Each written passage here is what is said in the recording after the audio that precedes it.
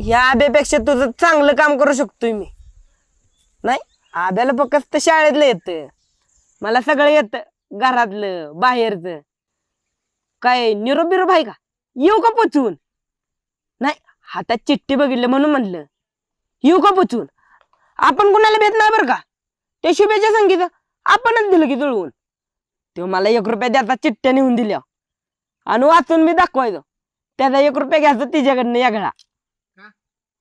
अरे तिला वाचता यायचं नाही ना, ती तिसरी नापास आहे. आईला टोपी पडली.